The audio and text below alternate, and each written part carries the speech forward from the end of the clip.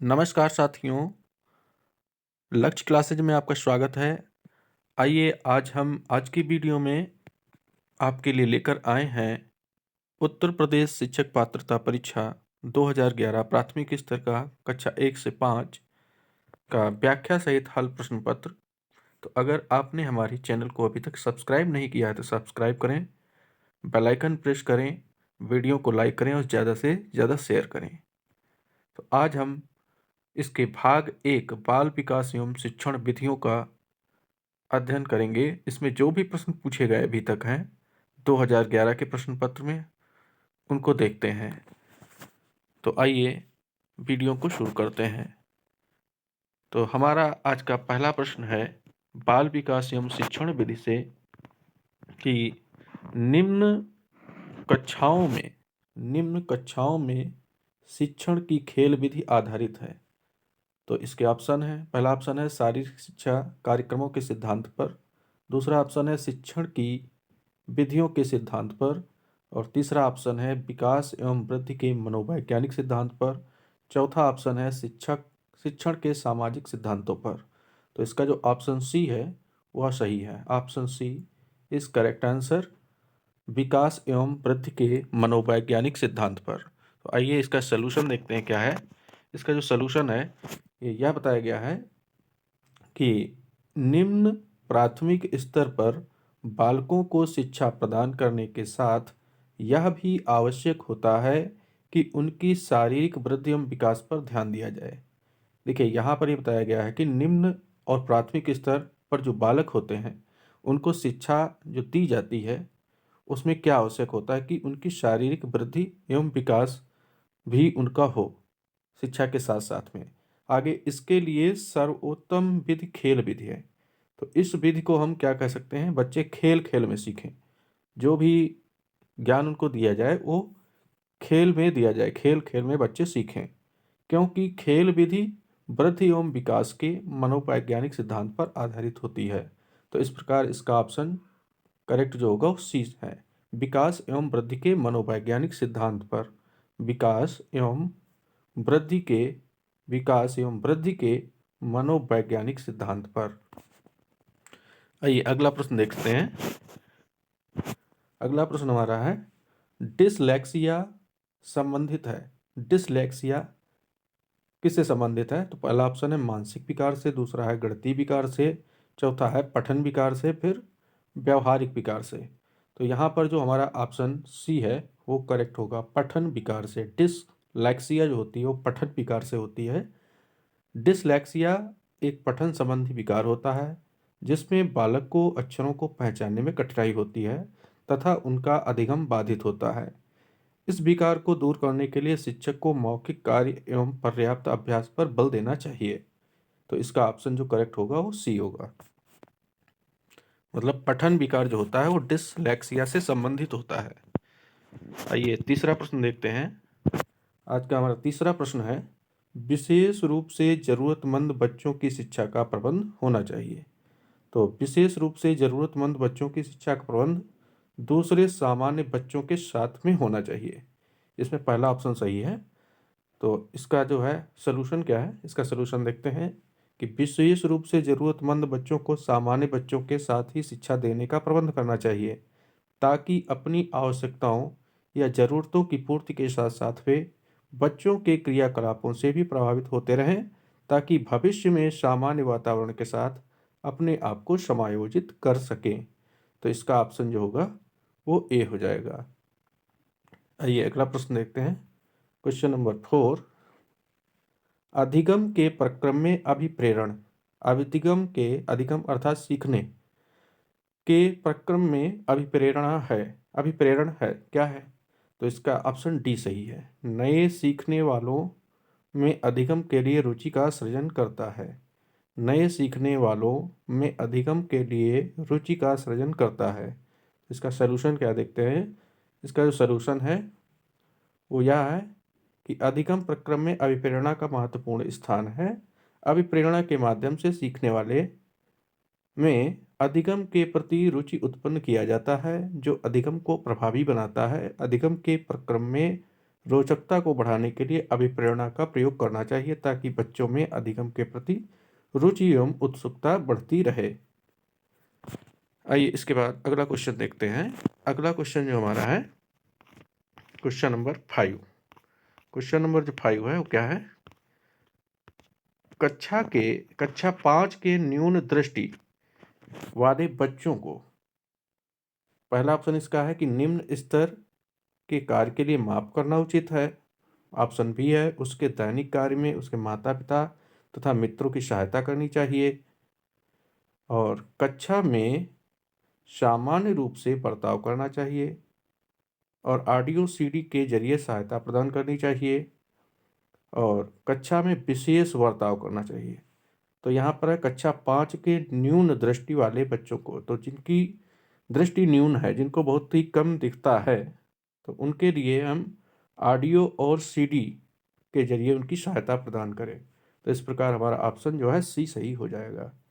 तो यहाँ पर हम देखते हैं इसका सलूशन क्या है।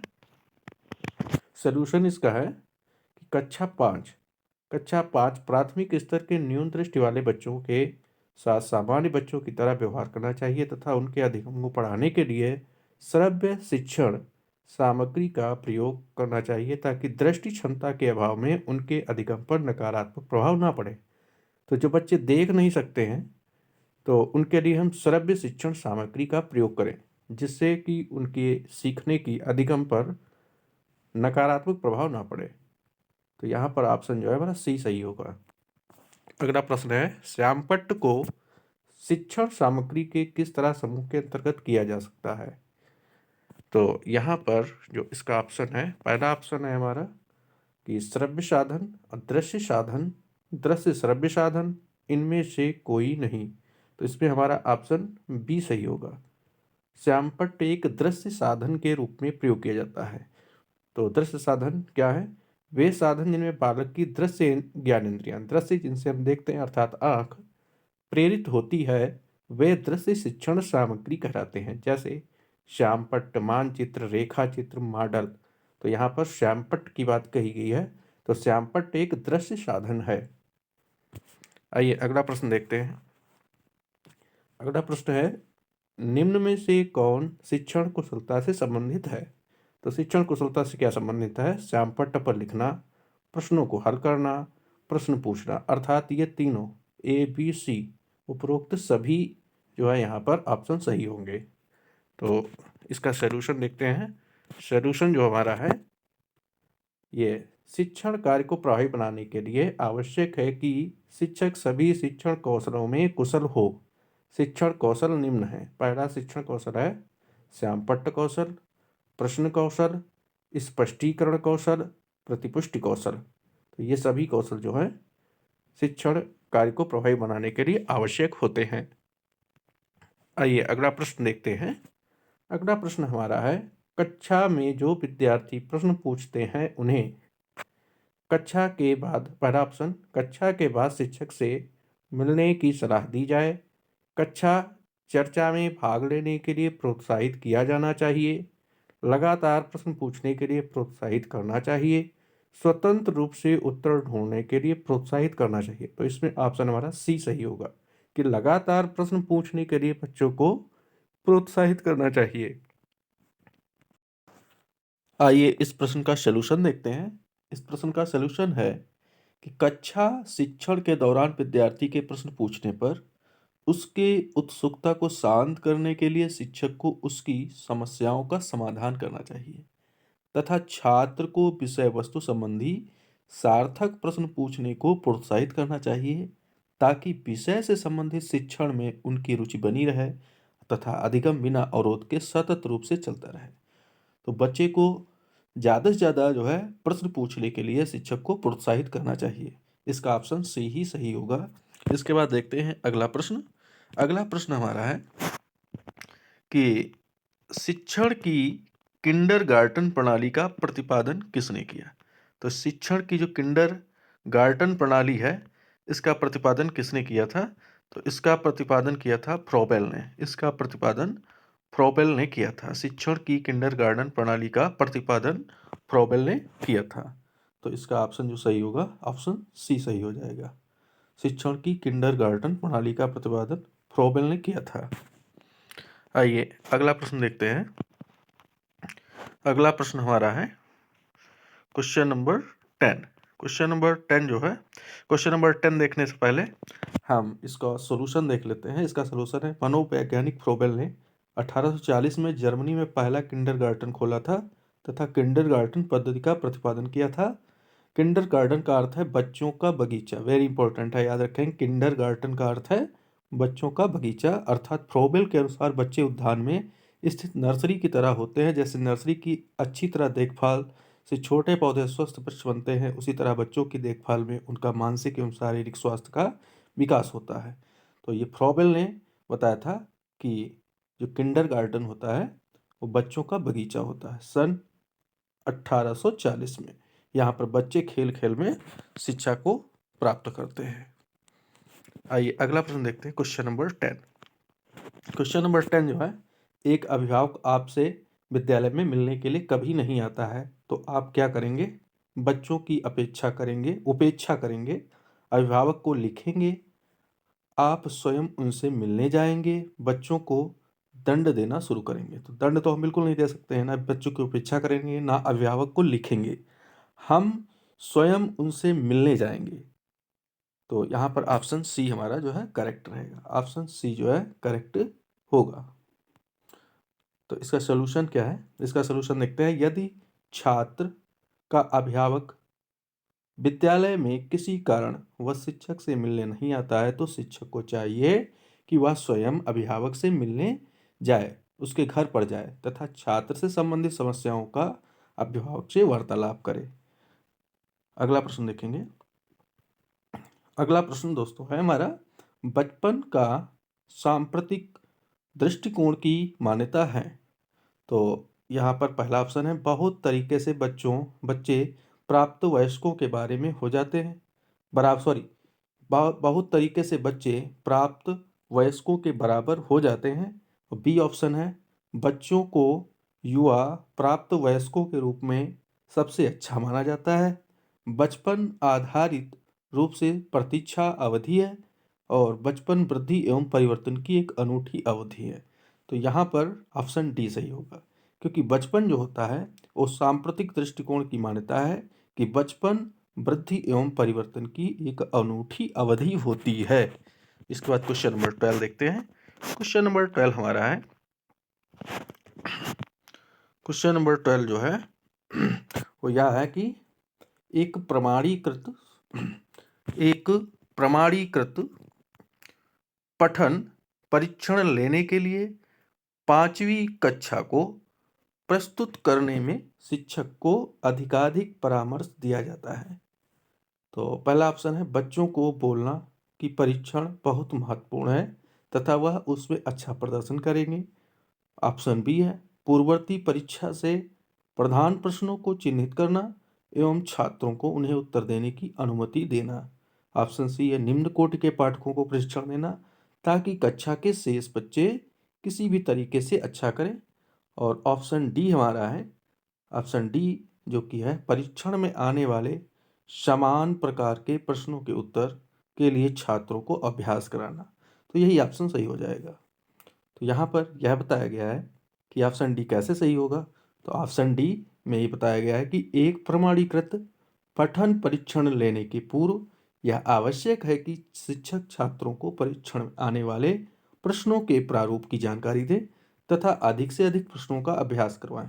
तो शिक्षक को ये चाहिए कि जैसे परीक्षा में प्रश्न आते हैं उन प्रश्नों का अभ्यास बच्चों को करवाया जाना चाहिए और ज़्यादा से ज़्यादा प्रश्नों का अभ्यास कराएं, जिससे बच्चे जो है उन प्रश्नों की जानकारी ले सके। क्वेश्चन नंबर 13 देखते हैं। क्वेश्चन नंबर 13 हमारा है, असंगठित घर से आने वाला बच्चा सबसे अधिक कठिनाई का अनुभव करेगा। कब करेगा? तो वह अभ्यास पुस्तिकाओं में नहीं, स्वतंत्र अध्ययन में करेगा, स्वतंत्र अध्ययन में। तो यहाँ पर इसका जो सलूशन है ये बताया गया है। देखिए, असंगठित घर से आने वाले बच्चों में उनका वातावरण का प्रभाव अवश्य पड़ता है, जिससे उनमें अनुशासन एवं आत्मनिर्भरता जैसे गुणों का अभाव पाया जाता है। इन गुणों के अभाव में बालक स्वतंत्र अध्ययन में कठिनाई का अनुभव करेगा। तो बच्चा स्वतंत्र अध्ययन में कठिनाई का अनुभव करेगा। फिर क्वेश्चन नंबर 14 है। क्वेश्चन नंबर 14 क्या है? आप देखते हैं कि एक छात्र बुद्धिमान है, तो आप क्या करेंगे? उसके साथ संतुष्ट रहेंगे, उसे अतिरिक्त गृह कार्य नहीं देंगे। तो और ऑप्शन जो हमारे दो बचे वो कौन से हैं? जो दो ऑप्शन बचे हैं वो इस प्रकार हैं कि वह जैसे अधिक प्रगति कर सके उस तरह से उसे अनुप्रेरित करेंगे, और ऑप्शन डी, उसके अभिभावकों को सूचित करेंगे कि वह बुद्धिमान है। तो हम ऐसा तो बिल्कुल नहीं करेंगे कि उसके अभिभावकों को सूचित करेंगे कि वह बुद्धिमान है। तो यहाँ पर ऑप्शन सी जो कि होगा वो करेक्ट होगा कि वह जैसे अधिक प्रगति कर सके उस तरह से उसे अनुप्रेरित करेंगे। तो इसका जो ऑप्शन सी है वो क्यों सही है ये देखते हैं। बुद्धिमान छात्र को उसके अधिगम को सही दिशा देने के लिए शिक्षक द्वारा उसे समय समय पर निर्देशन देना चाहिए, क्योंकि तीव्र बुद्धि वाले छात्रों को सामान्य छात्रों के साथ शिक्षण कार्य करना उचित नहीं माना जाता है। फिर देखते हैं अगला प्रश्न। अगला प्रश्न हमारा है कि यदि कुछ विद्यार्थी कक्षा में अध्ययन की चित्तवृत्ति में नहीं है तो आप क्या करेंगे उस समय? तो उन्हें अध्ययन के लिए बाध्य करेंगे? बाध्य तो बिल्कुल नहीं कर सकते। उन विद्यार्थियों को कक्षा छोड़ने के लिए कहेंगे? बिल्कुल नहीं। उन्हें चेतावनी देंगे कि वे अवश्य अध्ययन करें, नहीं तो आप प्रधानाध्यापक को सूचित कर देंगे? ऐसा भी नहीं करेंगे। उन्हें उनकी रुचि अथवा आप अपने विषय के अनुसार रुचिपूर्ण चीजें बताएंगे। तो ये सही हो सकता है। तो ऑप्शन डी ही सही होगा यहाँ पे। अगला देखते हैं, इसका जो सॉल्यूशन है वो क्या है? अध्ययन में चित्तवृत्ति का तात्पर्य अध्ययन में रुचि न लेना है। अगर किसी छात्र द्वारा इस तरह की प्रवृत्ति अपनाई जाती है तो शिक्षक को अपने विषय वस्तु से संबंधित उनकी रुचि के अनुसार शिक्षण करना चाहिए।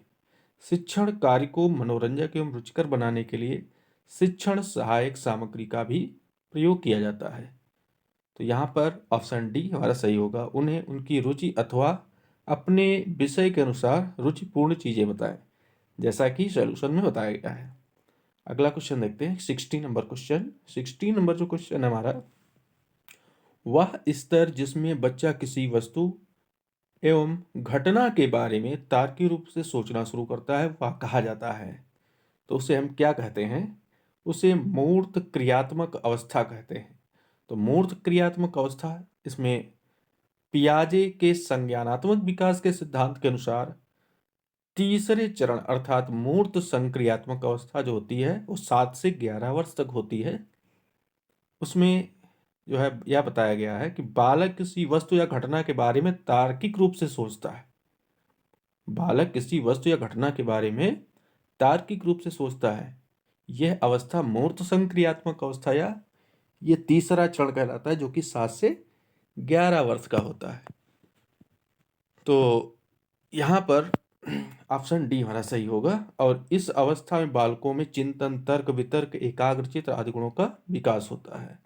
अगला क्वेश्चन 17 नंबर का हमारा जो है वो क्या है? 17 नंबर का क्वेश्चन जो है वो इस प्रकार है कि बच्चों के बौद्धिक विकास बच्चों के बौद्धिक विकास के 4 सुस्पष्ट स्तरों को पहचाना गया था। तो ये किसके द्वारा पहचाना गया था? तो ये पियाजे के द्वारा पहचाना गया था। देखिए, इसमें जो 4 सुस्पष्ट स्तर हैं वो कौन कौन से हैं? तो इन 4 सुस्पष्ट स्तरों को हम देखते हैं कि पहला है संवेदी गतिका अवस्था, जो कि 0 से 2 वर्ष तक होता है। फिर पूर्व संक्रियात्मक अवस्था 2 से 7 वर्ष तक। मूर्त संक्रियात्मक अवस्था 7 से 11 वर्ष तक। औपचारिक संक्रियात्मक अवस्था 11 से 15 वर्ष तक होती है। तो ये जीन पियाजे के द्वारा बताया गया था। अगला क्वेश्चन देखते हैं 18 नंबर। 18 नंबर क्वेश्चन है, अल्पवयस्कों में अधिगम में अभिभावकों की भूमिका होनी चाहिए। तो निषेधात्मक तो बिल्कुल नहीं, अग्रसक्रिय ये भी नहीं, संवेदात्मक अग्रसक्रिय अग्रसक्रिय हो सकती है, अग्रसक्रिय तो हो सकती है, संवेदनात्मक तो ये तो बिल्कुल नहीं होगी, और उदासीन भी नहीं होगी। तो ऑप्शन बी हमारा सही होगा। यहाँ पे बताया गया अल्पवयस्क बच्चों के अधिगम में अभिभावक की भूमिका अग्रसक्रिय होनी चाहिए ताकि उनके कार्य में भटकाव की स्थिति न उत्पन्न हो। इस अवस्था में बच्चों को निर्देशन के साथ साथ परामर्श की भी आवश्यकता पड़ती है। तो 18 नंबर क्वेश्चन तक हमारा हो गया। इसके बाद आते हैं हम question number 19। Question number 19। Question number 19 जो हमारा है वो क्या है? बच्चों के संज्ञानात्मक विकास को सबसे अच्छे तरीके से कहाँ परिभाषित किया जा सकता है? तो ये है, हम विद्यालय एवं कक्षा में बच्चों के संज्ञानात्मक विकास को सबसे अच्छे तरीके से परिभाषित कर सकते हैं। देखिए किस प्रकार से बच्चों के संज्ञानात्मक विकास को मापने एवं परिभाषित करने का सर्वाधिक उपयुक्त विधि परीक्षा प्रणाली है, जिसमें बच्चों के संज्ञानात्मक विकास स्तर को जाना जा सकता है तथा इसके लिए विद्यालय सबसे उपयुक्त स्थान होता है जहां बच्चे स्वतंत्र रूप से अनुशासित रूप से अपनी अभिव्यक्ति दे सकते हैं। आइए क्वेश्चन नंबर 20 देखते हैं। क्वेश्चन नंबर 20 हमारा है, यहाँ पे डेड डैश है, फिर को अनुप्रेरित शिक्षण के एक संकेत के रूप में विवेचित किया जाता है। तो किसको करते हैं? तो विद्यार्थियों द्वारा प्रश्न पूछना जो होता है को अनुप्रेरित शिक्षण के एक संकेत के रूप में विवेचित किया जा सकता है। तो यहाँ पे देखेंगे इसको किस प्रकार से।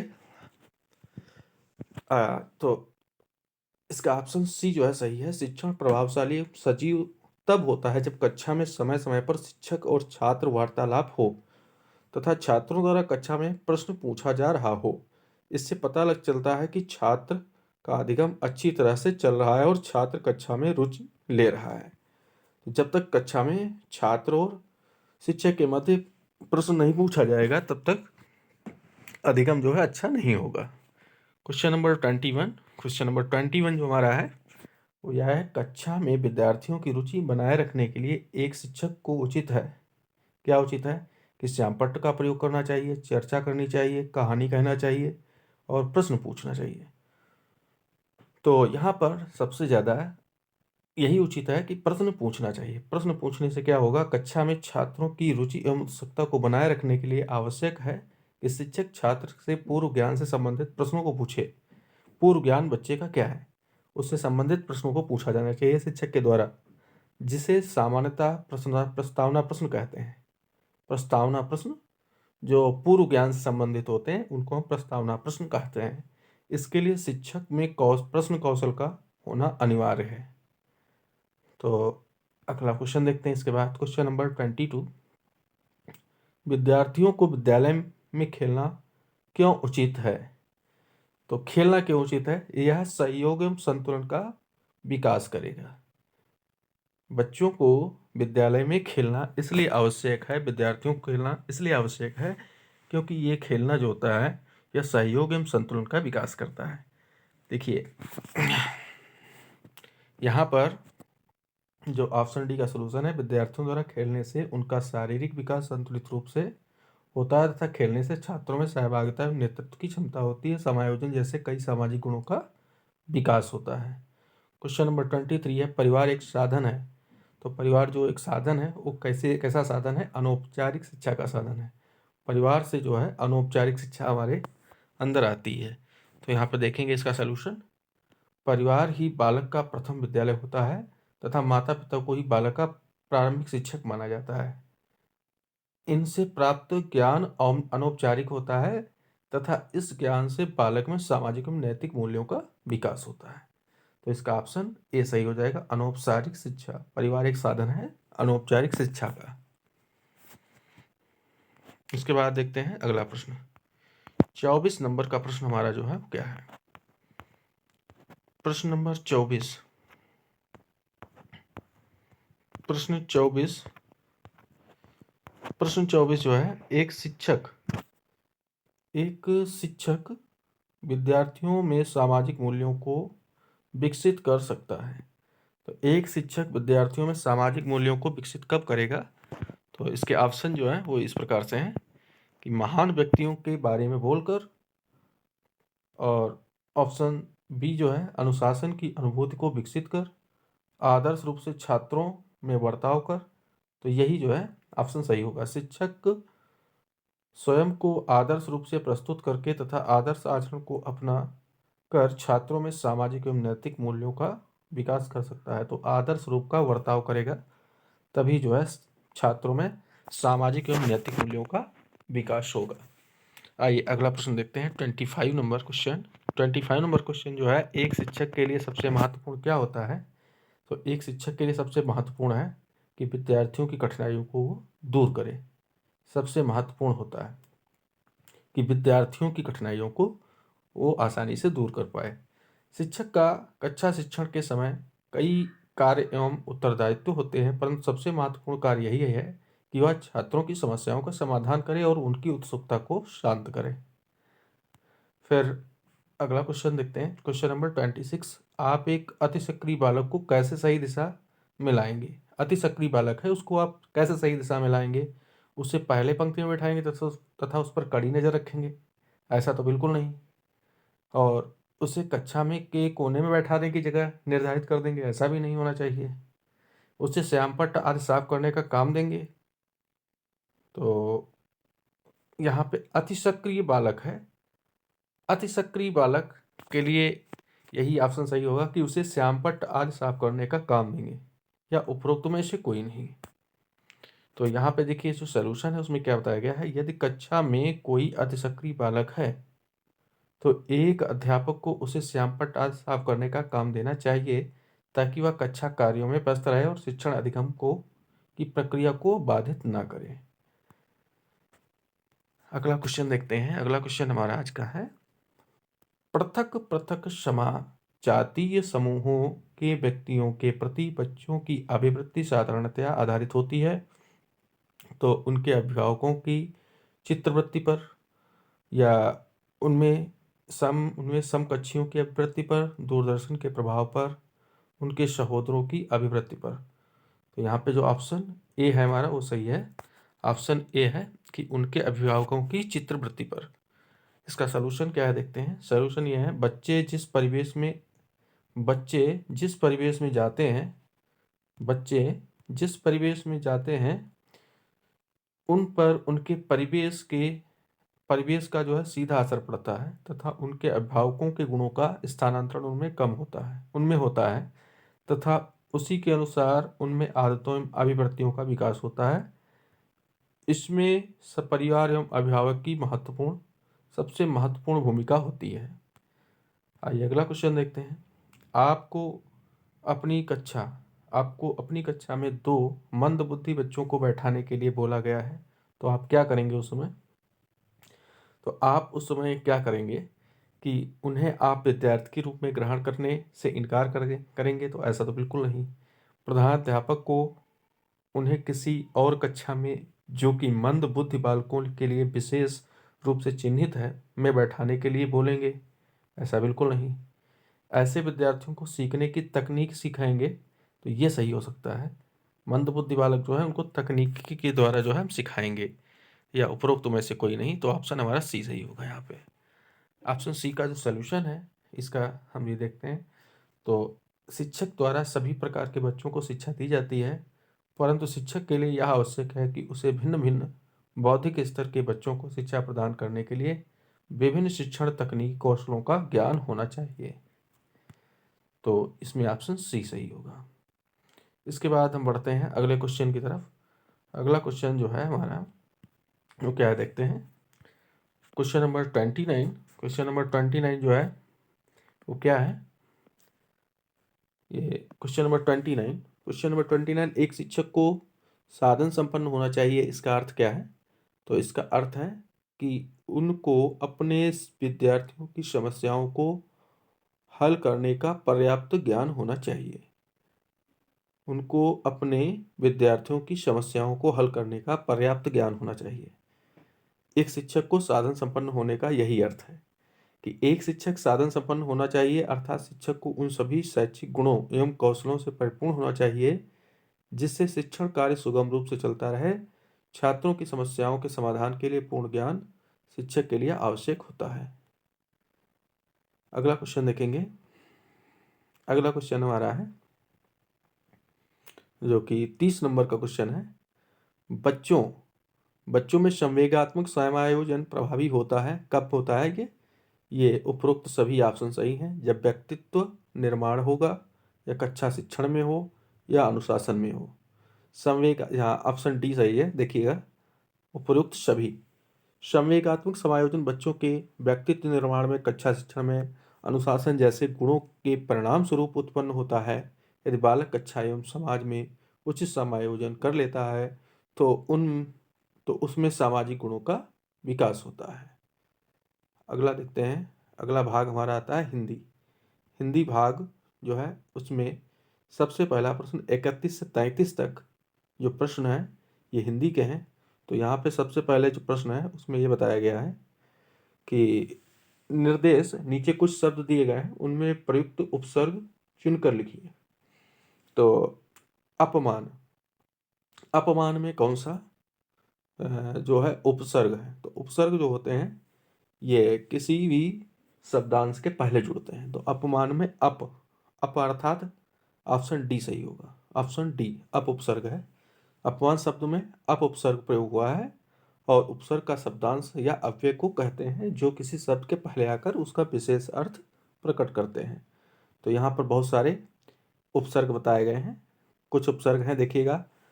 उप से अप से अपशब्द, अपहरण, अपराध, अपकार। अव से अवगत, अवलोकन, अवनत, अवसान। और अति से जो बन रहे हैं शब्द अतिकाल, अतिरिक्त, अतिशय, अत्याचार। उप से उपकार, उपकूल, उपदेश, उपासना। फिर इसके बाद अगला क्वेश्चन हमारा है हिंदी का दुरावस्था। दुरावस्था में कौन सा है? देखिए, दुस, दुर, अव, दु। तो इसमें जो ऑप्शन बी है वो सही होगा। दुरावस्था में दुर होगा। देखिए, दुर, दुस, अव, दु। तो इनसे जो जो ऑप्शन हमारे हैं उन्हीं से कुछ ये इन उपसर्गों से जो है शब्द बनाए गए हैं। सबसे पहले दुर से दुरावस्था, दुराचार, दुर्दशा और दुर्जन। दुस से दुस्साह, दुस्सहाय, दुस्साह, दुष्कर्म। अव से अवतार, अवशेष, अवनति अवस्था। दु से दुकाल, दुबला, दुबारा, दुस्साह। अगला क्वेश्चन देखते हैं। अगला क्वेश्चन हमारा है पराजय। जो पराजय शब्द है इसमें कौन सा उपसर्ग है? तो पराजय में परा उपसर्ग है। यहाँ पे परि, प्रा और आदि हुई है। तो इनसे देखिए कौन से शब्द बन सकते हैं। परि से, परा से पहले, परा से पराक्रम, परामण, परामर्श और पराभूत। इसी से हमारा पराजय बना हुआ है। फिर इसके बाद परि है। परि से परिक्रमा, परिजन, परिणाम, परिधि। प्र से प्रकाश, प्रख्यात, प्रचार, प्रबल। आ से आरक्त, आगमन, आकाश, आजन्म। तो इस प्रकार से ये 31 से 33 तक क्वेश्चन जो थे, 3 क्वेश्चन, इनमें हमको क्या था? उपसर्ग बताना था। इसके बाद आते हैं क्वेश्चन नंबर 34 पर। दिक् समास का उदाहरण है। दिक् समास का उदाहरण माता पिता, यथाशक्ति, नवग्रह, पीताम्बर। तो देखिए, नवग्रह यहाँ पर दिक् समास का उदाहरण होगा। ऑप्शन नंबर सी सही है। देखिएगा, यहाँ पर जो नवग्रह है, नवग्रह उन 9 ग्रहों का समूह अर्थात दिक् समूह दिक् समास है। देखिए, जिस समास का प्रथम पद संख्यावाचक हो और जिसमें एक समुदाय का बोध हो उसे दिगु समास कहते हैं। तो इसमें प्रथम पद नव है और ग्रह, नवग्रह मतलब 9 ग्रहों का समूह अर्थात दिक् समास होगा। यहाँ पे यथाशक्ति जो आया था, यथाशक्ति में कौन समास है? यथाशक्ति में अव्ययी भाव समास है। यथाशक्ति अर्थात शक्ति के अनुसार। और माता पिता, माता पिता, माता पिता में द्वंद्व समास है, माता और पिता। पीताम्बर, पीताम्बर में कर्मधारय समास है। पीताम्बर में कर्मधारय समास, पीत है अंबर जिसका, अर्थात पीताम्बर। तो यहाँ पर कर्मधारय समास होगा। इसके बाद देखते हैं अगला प्रश्न। अगला प्रश्न हमारा जो है, हिंदी किस लिपि में लिखी जाती है? तो हिंदी ब्राह्मी, देवनागरी, खरोष्ठी, गुरुमुखी। तो यहाँ पे ऑप्शन देवनागरी सही है। हिंदी देवनागरी लिपि में लिखी जाती है, जबकि पंजाबी गुरुमुखी लिपि में लिखी जाती है। पंजाबी, गुरुमुखी और ब्राह्मी तथा खरोष्ठी जो होती हैं लिपियाँ भारत की प्राचीन लिपियाँ हैं जिनका प्रयोग प्राचीन काल में होता था। अगला देखते हैं, सर्वनाम के कितने भेद होते हैं? सर्वनाम के कितने भेद होते हैं? तो यहाँ पर देखेंगे इस सर्वनाम उस विकारी शब्द को कहते हैं जो पूर्व पर संबंध से किसी भी संज्ञा के बदले में आता है। सर्वनाम के 6 भेद होते हैं। तो ऑप्शन सही हो जाएगा ए। ऑप्शन ए सही हो जाएगा। 6 भेद होते हैं। कौन कौन से हैं? पुरुषवाचक सर्वनाम, निश्चयवाचक सर्वनाम, संबंधवाचक सर्वनाम, निजवाचक सर्वनाम, अनिश्चयवाचक सर्वनाम और प्रश्नवाचक सर्वनाम। तो ये सर्वनाम के भेद हैं। 6 भेद होते हैं सर्वनाम के। आकाश पाताल के बीच लगने वाला ये जो चिन्ह है, इसे हम क्या कहते हैं? अल्प विराम कहेंगे या विस्मयादिबोधक कहेंगे, योजक कहेंगे या उद्धरण कहेंगे? तो इसे हम कहते हैं योजक चिन्ह, जो आकाश और पाताल के बीच में लगा हुआ है। ठीक है। तो यहाँ पे कुछ चिन्ह बताए गए हैं। जैसे जो अल्प विराम होता है उसको ये इस प्रकार से लगाते हैं, कॉमा, और विस्मयादिबोधक चिन्ह ये इस लाइन खींच के उसके नीचे बिंदी रख देते हैं। उदाहरण चिन्ह यह पूर्ण विराम चिन्ह, प्रश्नवाचक चिन्ह। तो यहाँ पर देखिएगा जो ये डैश का चिन्ह होता है, जिसे हम योजक चिन्ह कहते हैं। योजक चिन्ह मतलब जोड़ने का चिन्ह। अब अगला देखते हैं, नई। यह नई साड़ी है, इसमें नई शब्द है। नई शब्द क्या है? क्रिया है, सर्वनाम है, क्रिया विशेषण है या विशेषण है? तो यहाँ पे ऑप्शन डी सही है, अर्थात ये विशेषण है। यह नई साड़ी है, इस वाक्य में नई शब्द विशेषण है। नई शब्द क्या है? विशेषण है। और जबकि यह शब्द सर्वनाम है और नई साड़ी का शब्द विशेषण है। आगे देखते हैं, नीचे दिए गए प्रश्नों में तत्सम शब्द का चयन कीजिए। तत्सम शब्द कौन सा होगा? यहाँ पे ऑप्शन है आम्र, दूध, शहीद, खिड़की। तो यहाँ पे जो हमारा ऑप्शन है ए अर्थात आम्र। आम्र जो है तत्सम है और इसका तद्भव आम होता है, जबकि दूध, शहीद, खिड़की आदि तद्भव, और दूध का तत्सम जो होता है वो दुग्ध होता है, और ये सभी तद्भव शब्द हैं। ठीक है। आइए अगला क्वेश्चन देखते हैं। 40 नंबर का क्वेश्चन हमारा जो है, 40 नंबर का क्वेश्चन है, दिए गए विकल्पों में तद्भव शब्द का चयन करना है। बैंक, अमीर, अग्नि, मुंह।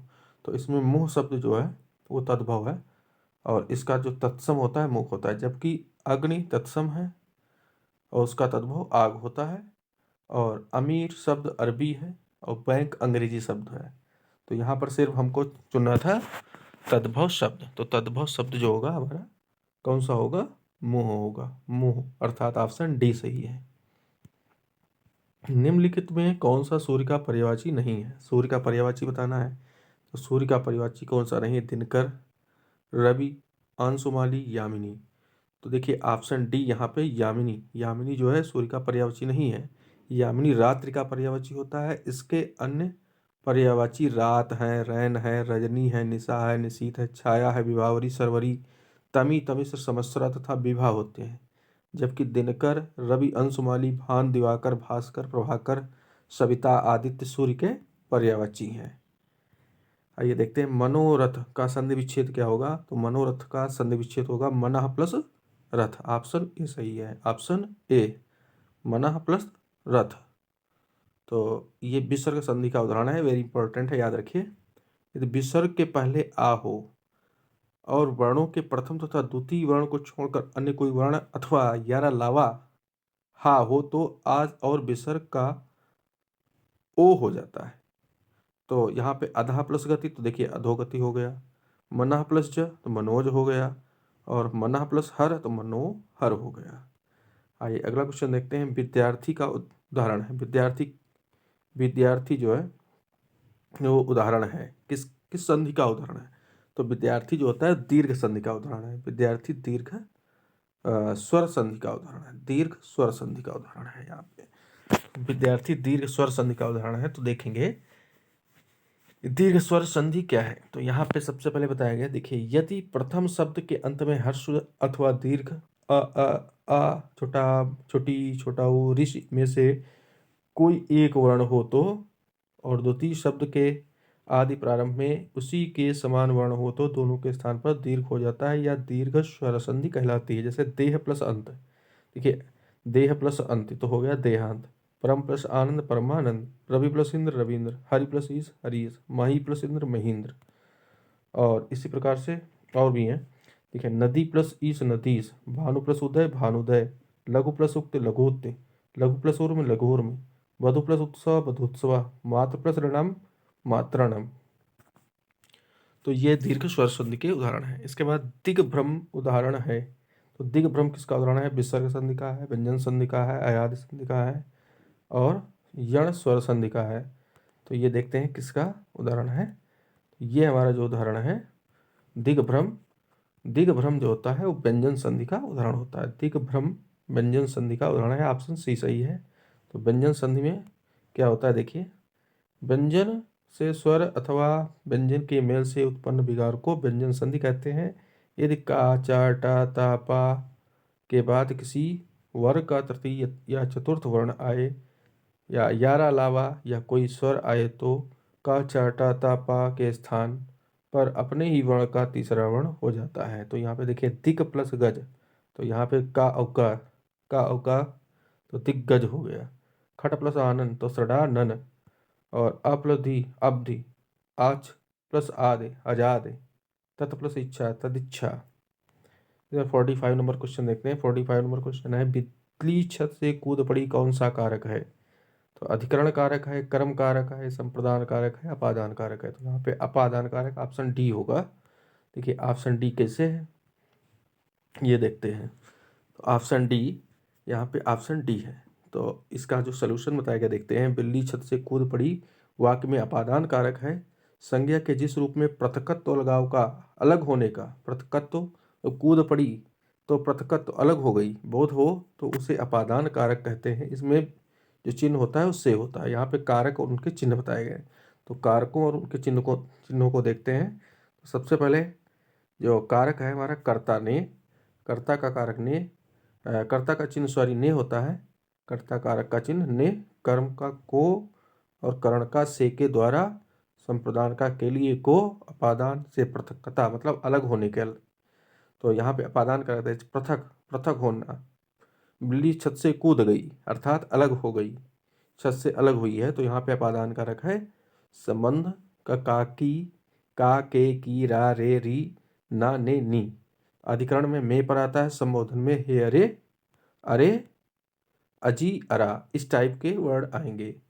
तो अगला देखते हैं, निम्न नीचे लिखे वाक्य में के लिए शब्द, एक शब्द बताइए जो युद्ध में स्थिर रहता है। तो युद्ध में जो स्थिर रहेगा उसे हम युधिष्ठिर कहेंगे। यशस्वी किसे कहते हैं? यशस्वी जो होता है जिसने यश प्राप्त किया हो उसे यशस्वी कहते हैं। इसी प्रकार जो अश्व की सवारी करता हो उसे अश्वारोही कहते हैं, और जो सत्य के लिए आग्रह करता है उसे सत्याग्रह कहते हैं। तो यहाँ पर जो युद्ध में स्थिर रहता है उसे युधिष्ठिर करते हैं, अर्थात ऑप्शन सी सही होगा। शैव कहते हैं, शैव किसे कहेंगे? शैव, शैव किसे कहा जाता है? तो यहाँ देखेंगे शैव, शैव हम किसे कहेंगे? जो शक्ति की उपासना करता हो उसे कहते हैं, या जो शिव की उपासना करता हो, जो विष्णु की उपासना करता हो, जो किसी की उपासना नहीं करता हो। शैव अर्थात जो शिव की उपासना करता हो उसे हम शैव कहते हैं, और जो विष्णु की उपासना करता है उसे हम वैष्णव कहते हैं। तो इस प्रकार यहाँ पे ऑप्शन हमारा बी सही हो जाएगा। जो शिव की उपासना करता है उसे हम शैव कहते हैं। वाचाल, अगला क्वेश्चन है वाचाल कहते हैं। वाचाल, वाचाल का मतलब है जो बहुत ज़्यादा बोलता हो, जो बहुत अधिक बोलता हो। तो यहाँ पर ऑप्शन जो है हमारा सी सही हो जाएगा। जो बहुत अधिक बोलता हो उसे क्या कहेंगे? हम वाचाल कहेंगे। और श्याम धीरे धीरे चलता है, धीरे धीरे शब्द इसमें क्या है? धीरे धीरे जो शब्द होगा वो क्रिया है या क्रिया विशेषण है, या ये इनमें से कोई नहीं है। तो हम इसमें जो है क्रिया विशेषण होगा, ऑप्शन बी सही है। श्याम धीरे धीरे चलता है, ऑप्शन बी सही है। देखिएगा यहाँ पे श्याम धीरे धीरे चलता है शब्द में धीरे धीरे क्रिया विशेषण है जो क्रिया के अर्थ में विशेषता प्रकट करता है, क्रिया विशेषण कहलाते हैं। क्रिया विशेषण क्रिया के अर्थ की सीमा को मर्यादित करता है। क्रिया जिस पद में किसी व्यापार कार्य का करना या होना पाया जाता है उसे क्रिया कहते हैं। विशेषण जो संज्ञा या सर्वनाम की विशेषता बताए उसे विशेषण कहा जाता है। क्रिया उसकी विशेषता बताई गई है उसे विशेष्य कहते हैं। जिसकी विशेषता बताई जाएगी उसे क्या कहा जाएगा? विशेष्य कहा जाएगा। आगे देखते हैं। आगे यहाँ पर निम्नलिखित शब्दों में वर्तनी के अनुसार शब्द शुद्ध का अनुसार शुद्ध शब्द का चयन कीजिए।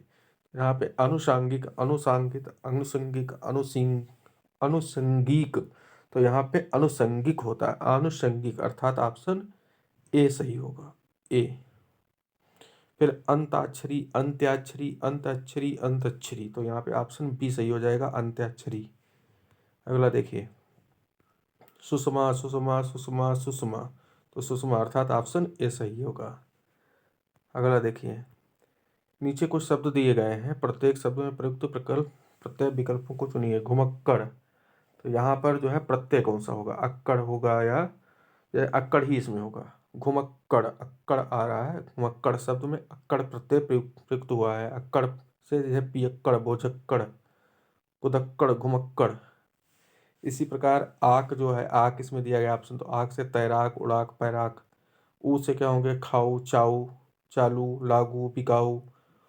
तो ऊ की मात्रा जहाँ पे आ जाए तो वहाँ पे ऊ प्रत्यय होगा। ओड़ा, भगोड़ा, हसौड़ा, चटोरा, बटोरा। तो इस प्रकार से यहाँ पर जो है प्रत्यय हम देख लेंगे। डिबिया, डिबिया में कौन सा है, तो डिबिया में ऑप्शन ए सही है, ईया प्रत्यय है। तो आ से जो बनते हैं हमारा चढ़ा, रखा, का, कटा, फोड़ा। आई से कौन से बनेंगे, आई से लिखाई, लड़ाई, चढ़ाई, पिटाई। और इसके बाद ई से कौन से बनते हैं, ई से हंसी, बोली, धमकी, घुड़की। और इया था दुनिया, जड़िया, लखिया, दुनिया। तो डिबिया में इया प्रत्यय होगा। इसी प्रकार भिक्षुक, भिक्षुक, भिक्षुक जो है उसमें कौन सा प्रत्यय है, तो आ तो नहीं होगा। उ, उक, अक, तो यहाँ पे ऑप्शन सी है, भिक्षुक, उक निकल रहा है, उक। तो उक, भिक्षुक, भिक्षुक, भावुक। इसी प्रकार अक, चालक, लेखक, पालक, वाचक। अ, काम, भार, देव, सर्प। आ निकल रहा है लास्ट में, काम, भार, अ। इसी प्रकार ओ, तनु, बंधु, प्रफ। अगला देखते हैं, ये हमारा 55 नंबर क्वेश्चन था। इसके बाद 56 देखते हैं। 56 क्वेश्चन जो हमारा है, निम्नलिखित में कौन सा शब्द बादल का पर्यायवाची है, तो बादल का पर्यायवाची कौन सा है, नीरद, नीरज, अंबुज, अंबु। तो बादल का पर्यायवाची नीरद है, नीरद, नीरद। तो बादल के पर्यायवाची नीरद हैं। बादल के अन्य पर्यायवाची यहाँ पे मेघधर, अभ्र, जीमूत, वारिधर, पयोध, जलधर, जलद, बालाधर, पयोधर तथा सारंग। जबकि नीरज, अंबुज, उत्तल, कोलय, इंदिवर, पद्म, नलिन, सरोद, अरविंद, शतपत्र, सरसिज, शतदल, सरसीरू, राजीव, कंज, पंकज, पयोज, पुंडरीक, वारी, सरोरुह, जलज तथा कोकनद आदि कमल के पर्यायवाची हैं। तो ये सब जो है कमल के पर्यायवाची हैं, ये भी याद रखेंगे। फिर अगला प्रश्न हमारा 57 नंबर का, इंद्रियों को जीतने वाले, जो इंद्रियों को जीतने वाला है, इंद्रियों को जीतने वाले के लिए एक शब्द क्या है, तो जितेंद्रिय, जितेंद्रिय, जो इंद्रियों को जीत लिया जिसने, जितेंद्रिय। तो यहाँ पे देखिए कुछ वाक्यांश हैं और उनके लिए शब्द बताए गए। एक शब्द क्या है, इंद्रियों को जीतने वाला जितेंद्रिय, दूर तक सोचने वाला दूरदर्शी, और बहुत तेज बुद्धि वाला व्यक्ति कुशाग्र बुद्धि, और चित्त, किसी काम को चित्त लगाकर करने वाला दत्त चित्त कहा जाता है। 58 नंबर का क्वेश्चन है, आहा, आप आ गए हैं। यहाँ पे आहा शब्द क्या है, आहा शब्द जो है वो अव्यय है। आहा शब्द क्या है, एक अव्यय है। अव्यय क्या होते हैं, आहा, आप आ गए हैं, वाक्य में आहा शब्द अव्यय है। अव्यय ऐसे शब्दों कहते हैं जिसके रूप में लिंग, वचन, पुरुष, कारक आदि के कारण विकार उत्पन्न न हो। तो आहा में किसी प्रकार का विकार उत्पन्न नहीं होगा, लिंग, पुरुष इत्यादि के कारण। आगे देखिए 58 से, 58 के बाद 59 नंबर का क्वेश्चन जो है, 59 नंबर का क्वेश्चन है, निम्नलिखित में पुल्लिंग शब्द कौन सा है। तो पुल्लिंग शब्द कौन सा है देखिएगा, तो निम्नलिखित में पुल्लिंग शब्द है नदी, पानी, इलायची और प्यास।